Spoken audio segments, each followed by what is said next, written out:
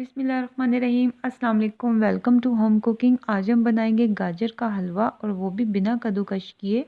अब आपको हलवा बनाने के लिए बिल्कुल भी मेहनत करने की ज़रूरत नहीं है। बहुत ही आसानी के साथ ये हमारा हलवा रेडी होगा। इसमें और दूसरे हलवे में बिल्कुल भी कोई फ़र्क नहीं है। जो भी खाएगा उसको बिल्कुल भी पता नहीं लगेगा कि आपने इसको कद्दूकस नहीं किया। वैसा ही ये दानेदार और मज़े का हलवा बनता है। तो चलिए अपनी ये रेसिपी स्टार्ट करते हैं। 1 किलो मैंने गाजरें ली थी। इनको अच्छी तरह से पील करके मैंने वॉश कर लिया था। अब इसके अंदर 2 कप मैं दूध डाल रही हूँ और दूध डालने के बाद हमने इसको कवर कर देना है जब तक कि गाजरें अच्छी तरह से गल नहीं जाती। आप चाहें तो इसको प्रेशर कुकर में भी कर सकते हैं। उसके लिए आपने इसको 5 से 6 मिनट से ज़्यादा प्रेशर नहीं लगाना। अब ये गाजरें गल चुकी हैं। मैंने 20 मिनट के लिए इनको पकाया था क्योंकि ये मोटी वाली गाजरें थी, इसलिए इनको टाइम लगा था। अगर आप बारीक गाजर लेंगे तो फिर वो जल्दी हो जाती हैं।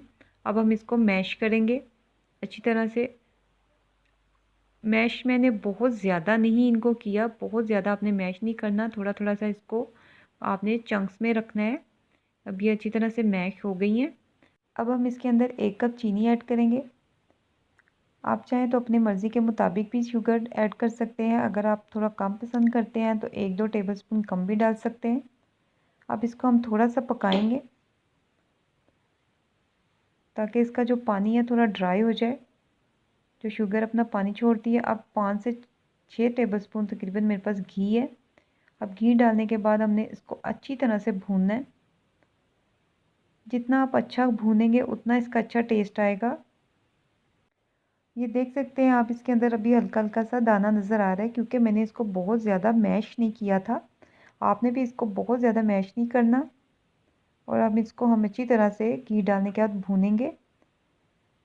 गाजरों को मैंने साफ़ करने के बाद 1 kg आपको बताया था, तो आपने भी इसी हिसाब से इसको लेना है। अब इसमें 1 टीस्पून इलायची का पाउडर ऐड करेंगे और पाउडर डालने के बाद दोबारा से हम इसको भूनेंगे। आप चाहें तो साबुत इलायची जो होती है उसको तोड़ के भी डाल सकते हैं, लेकिन मैं इसमें पाउडर ऐड कर रही हूँ। फ्लेम आपने मीडियम टू लो ही रखना है, बहुत ज़्यादा हाई फ्लेम पे हमने इसको नहीं भूनना। अब ये काफ़ी हद तक भुन चुका है और इसकी साइडों पे ऑयल भी आ गया है। तो अब इसको हम मज़ीद थोड़ा सा पकाएंगे। ये मेरे पास खोया है 1 कप। ये मेरा होममेड खोया है। अगर आप इसकी रेसिपी देखना चाहते हैं तो आपको ऊपर आई बटन पे इसकी रेसिपी मिल जाएगी। बहुत ही आसानी से ये खोया बन जाता है। और ये हम खोया डालने के बाद अब मज़ीद इसको थोड़ा सा पकाएंगे। बस 2 से 3 मिनट के लिए हम इसको भूनेंगे। मैंने इसके अंदर तकरीबन 2 से 3 टेबलस्पून बादाम काट के डाल दिए थे। क्लिप मेरे पास मिस हो गया था उसका, तो मैंने इसमें डाल दिए थे। आप देख सकते हैं ये नज़र आ रहे हैं इसके अंदर। तो ये हलवा हमारा रेडी है। बस हम इसको अब डिश आउट करेंगे। ये भुन चुका है अच्छी तरह से।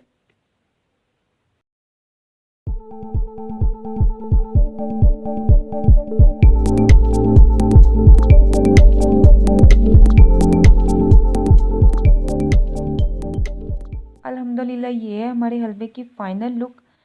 रेसिपी ट्राई ज़रूर कीजिएगा, आपको पसंद आएगी। अगर अभी तक आप मेरे चैनल पर न्यू हैं तो प्लीज़ चैनल को सब्सक्राइब करना मत भूलिएगा। वीडियो को लाइक एंड शेयर कीजिएगा। अल्लाह हाफ़िज़।